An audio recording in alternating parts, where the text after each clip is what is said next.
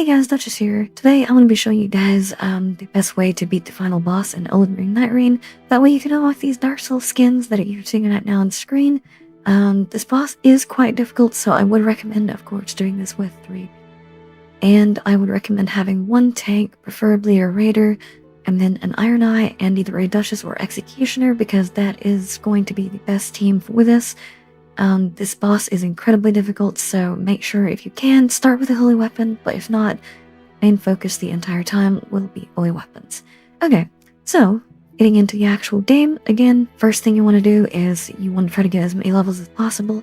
Preferably level 12 to 15 is what I recommend for this, because, again, he does a lot of damage, and he has 2 phases, not like the other bosses. He has 2 full phases.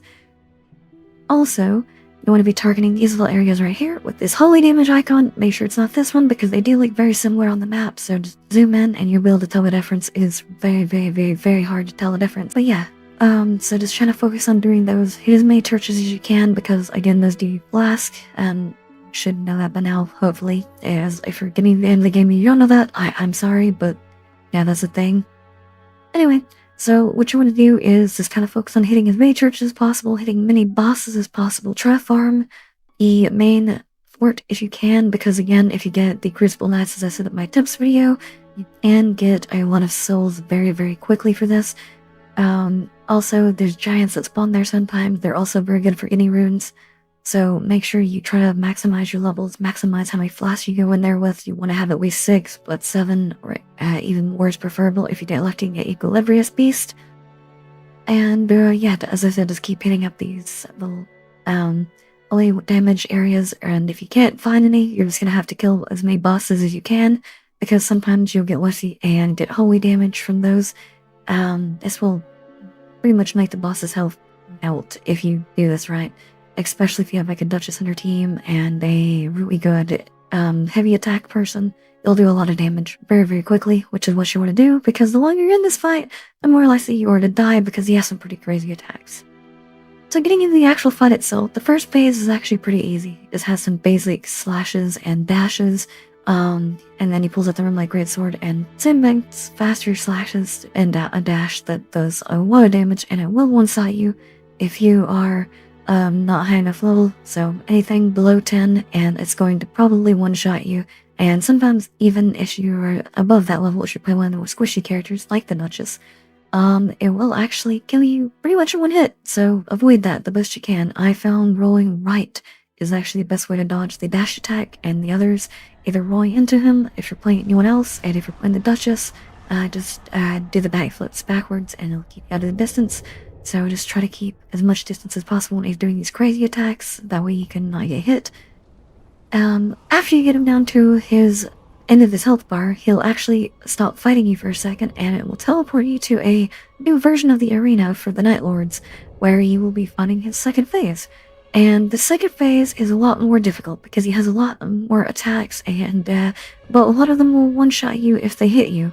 So, yeah, if your teammates go down in this, it's going to be almost a guarantee to lose if they get over 2 bars. So I would very highly recommend having a lot of healing items for this, and obviously just try not to get hit the best you can, and don't play a character that you're not comfortable with, as this fight is very difficult. With this new phase, he will actually pull out the Moonlight Greatsword as he did the last phase. This time it will be glowing. He'll have the same attacks as the Moonlight Greatsword does when it does the heavy attack, whenever the ability is activated. He'll also have his slam attack that he does, the dash and the slashes again. He'll have an attack where he can just spawn in these little stars that will chase you, kind of like Elden stars. Just kind of dodge to the left or right if you're playing Duchess. If you're playing anyone else, I do recommend surge sprinting in this, or at least normal sprinting, just to try to stay out of it. You can roll, but I would again just recommend sprinting. It's a lot easier. So after this happens, sometimes he'll do the more slashes, but the one attack you really want to watch out for is either one where he slams in the ground and it explodes, which you'll know he's doing this because the sword will glow, and he'll do a huge jump, and then the entire ground around him will like burst into stars. And there's also 2 attacks that he does where he cuts the sky open. We'll know this because it's very well telegraphed, because he jumps up in the air, flies. You can still hit him with this, so if you're playing Iron Knights, or you have any long distance faith abilities, I really recommend using those against him here. If you look on the ground, when he cuts the sky open, you will actually see that that there is water on the ground or rocks on the ground. Just try to stay out of either of those because it will crack the ground open and it will insta-down you if you do not have enough health, and most of the time it will insta-down you either way, no matter who you're playing, because it is a very high damage attack. Whenever he's just normally attacking you, he will spam it a lot too. And then he'll do a purple version, a gold version, and a light blue version. All these are basically the same, except the gold version, it's just a bunch of rocks on the ground. Best way I've found to dodge this is just to kind of look where the water waves in the ground kind of are and stay between them, and if you see rocks on the ground, get as far away as you can, because that's probably an area that's need to hit. Also, if you get really close to him during this, I do not believe in certain areas it can spawn. I'm not 100% sure on that, but there is one version of it where if you're in the... Well, I think it's when he's spamming it, actually. He cannot actually spawn it right next to him, so it will give you a little bit of advantage and keep you from dying instantaneously, because this, again, is one of the hardest bosses because of that. And he's very similar to Equilibrious Beast in the sense that he spammed attacks that do a massive amount of damage. Also, magic negation would be very useful for this fight, as you are playing Executioner. Just be very careful of getting stance broken and killed instantly whenever you're using your ultimate, because he does do a lot of damage even when you're in your ult, and it can kill you very quickly.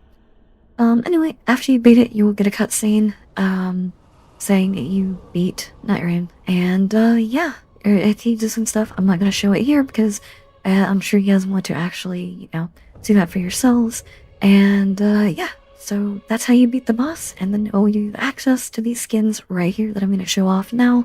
The rest of them that I didn't show off at the beginning of the video if you're interested, and they're 7,500 mercs, so they're one of the cheapest skins in the game, but to get, actually they are the cheapest skins in the game to get, and they're probably the coolest because of the Dark Souls callbacks. So yeah, anyways guys, I hope you did enjoy this really quick tutorial. Hopefully I explained this, and hopefully this helps you beat the boss, because I know it took me a few tries. And I did do this with one friend and a random, so you can make this a lot easier if you do it either solo or do it with 2 people that you know. It will make it a lot easier. But yeah, hopefully this helped you guys, and yeah, I'll see you guys in the next one. Bye-bye!